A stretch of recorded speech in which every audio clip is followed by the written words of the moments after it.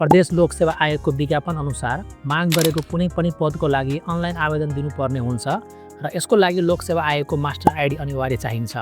Master ID बनाउनको लागि तपाईलाई चाहिन्छ इमेल आइडी, मोबाइल नम्बर र नागरिकता नम्बर। तपाईलाई जुन प्रदेश लोक सेवा आयोगको लागि मास्टर आइडी चाहिएको छ त्यसको लागि यसरी गुगल सर्च गर्नुपर्छ। अहिलेको लागि लुम्बिनी लोक सेवा लेखेर सर्च गर्दैछु।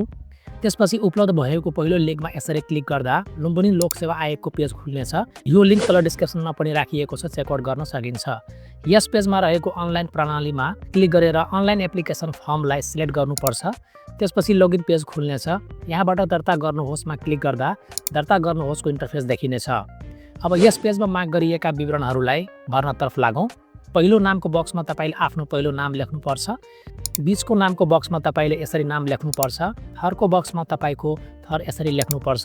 प्रयोगकर्ताको नाम अथवा युजर नेमको बक्समा पहिले युनिक अथवा भिन्न किसिमले राख्नुपर्छ। यो युजर नेम अरूले राखेको युजर नेमसँग मेल खानु हुँदैन। जन्ममितिको बक्समा तपाईको जन्ममिति विक्रम सम्बन्धमा यसरी छनौट गर्नुपर्छ। यसरी जन्ममिति छनौट गर्दा इस्वी सम्बन्धमा अटोमेटिक छनौट भएको देखिन्छ। अब लिङ्क अन्तर्गत पहिलेदेखि नै पुरुष रहेकोले यसलाई यथावत राख्दै इमेलको बक्समा तपाईले चलाइरहेको इमेल राख्नुपर्छ। यस इमेलमा पछि पासवर्ड प्राप्त हुनेछ। मोबाइल नम्बरको बक्समा मोबाइल नम्बर राख्नुपर्छ।